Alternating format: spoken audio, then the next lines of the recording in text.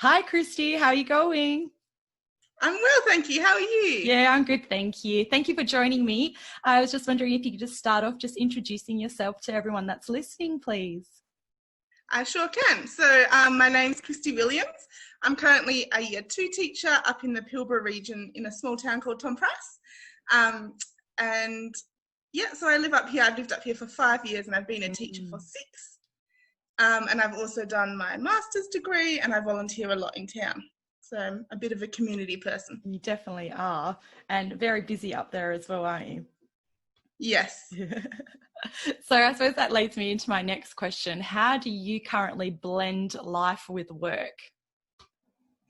Blending life with work is a bit difficult sometimes, especially in a small community like up here. Because our community is so integrated, it's hard to keep our professionalism in some places. But I have done this year really making a balance and a difference between my work life and then my home life and then my volunteer life. Yeah. I'm trying to keep them separate. So what have you put in place, or what did you start to notice? Because you've obviously been up there for 5 years, like you said. So as opposed to when you first got up there to now, what sort of changes did you make to make sure that you were sort of supporting yourself in each of those areas?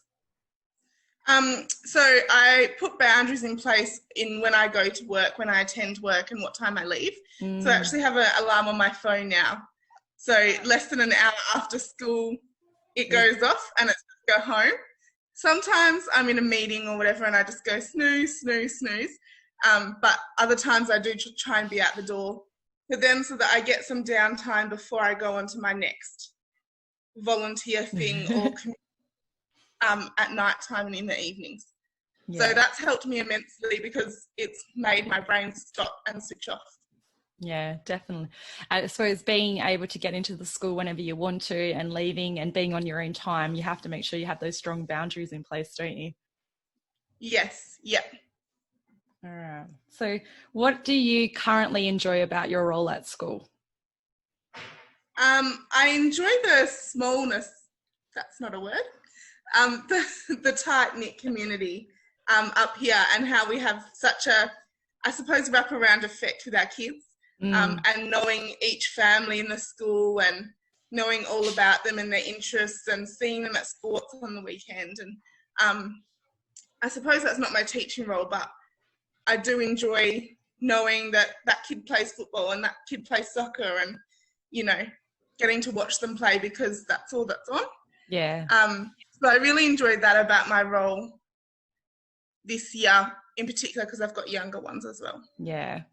I think you bring up a good point there is that, and you know how classically people think, oh yeah, what are you complaining about? You finish work at 3:00 and then they assume that we just switch off. But it's so much more than that because we get to know our students as people and what's involved in their lives. How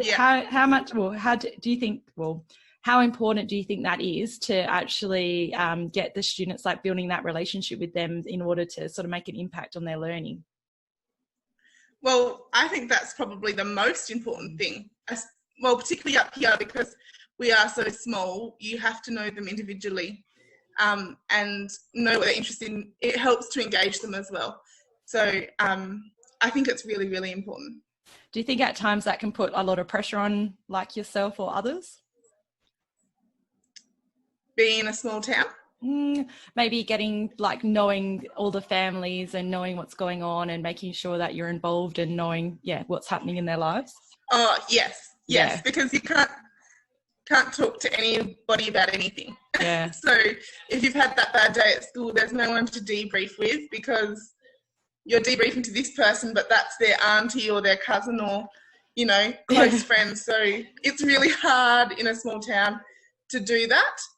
So that would probably be a challenge that you face because I have to call a friend in Perth to go, oh, this happened today and I need to talk to someone and offload. So yeah, definitely. Yeah.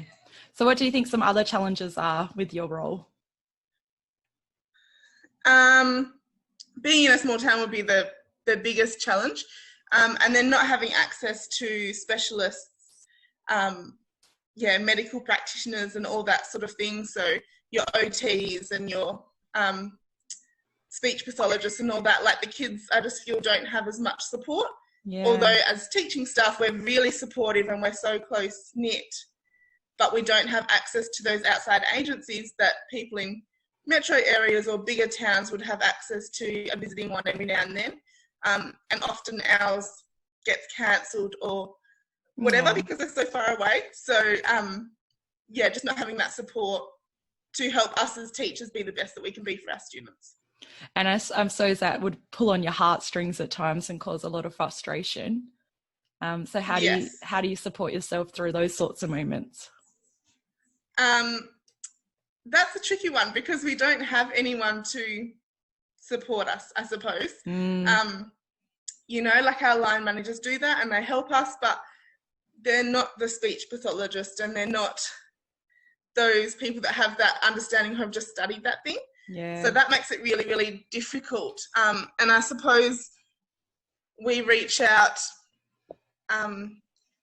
through line managers and we're slowly getting more support on board, but this is the most supported year since I've been here for 5 years that we've had access to visiting people or people that come up and see us every now and then. What do you think, why do you think that's improved so much over the last 5 years? Potentially because we've got a person in our school that's pushing for it. Because I've worked at 2 different schools in town. Yeah. And the other school had that support when I first got here, and our school never did. And I was always like, but they're here at the moment because they're at the high school. Why can't they come see us as well? So now that we've got someone in that position, they're actually making sure that the visits that the kids require are happening, I suppose. Oh, that's wonderful. Which is really good because it's keeping people accountable. Yeah, and a relief as well. Such a relief. Yes. Okay, so my next question I wanted to ask you is, obviously we're very passionate educators and we put everything into it. What do you do to fill your cup or to maintain your health and well-being? Because we live in such an isolated place surrounded by bush, I mostly go for walks. There's a 5K loop around town in the bush. And if we have rain, which our rain's just ended, but there's a waterfall that it passes and all that and a creek. So that's really nice. And then on the weekends, I try and escape somewhere. So whether that be to Carragini National Park or to a gorge or just camping 10 minutes out of town in a little waterhole. I try and get out as much as I can. If I can't do those things, then I do like journaling, I just like lying in my hammock if I've had a hard day. So I'll just cancel whatever's on for the afternoon and read a book or just play some music outside. So I do that often, most days. And then on the weekends, I try and get out of the confines of our town. Yeah, and connecting to nature by the sounds of it's a big one, like just getting out. And obviously you're very lucky to be surrounded, like Carragini's on my wish list, like my dream list. I'm going to be there one day. So yeah, getting out in nature, getting your body moving, escaping, like you said. I loved how you went like escaping, because how much can we actually escape? But it's like a physical escape to some sort and like certain extent. Have you always done that over, like you now been teaching for 6 years? Have you done that from the get-go, or has it been like a growth, I suppose? It's probably been something that I've grown and worked on and realised I needed for myself. In the first couple of years up here, I just devoted myself to lots of things, and I got very, very close to complete burnout. So now I'm more in tune with myself and going, actually, no, I'm going to not go tonight because I need sleep, or I need rest, or I need to just cook myself dinner because I didn't do it last night, and, you know, that's what I need to do. So I feel like that's something that I've grown into.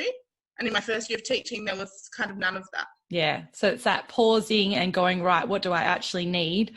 And also not thinking about what you have to do for others. It's like putting yourself first and thinking about what you need. Yeah. Yeah. So instead of helping the others, I'm helping myself. Yeah. Oh, beautiful. So do you have any other recommendations for other fellow teachers that have been teaching from, sort of the 1 to 5 year mark, or those that are going into the term ahead? What do you have, like, any recommendations for them in order to blend life with work or maintain their health and well-being?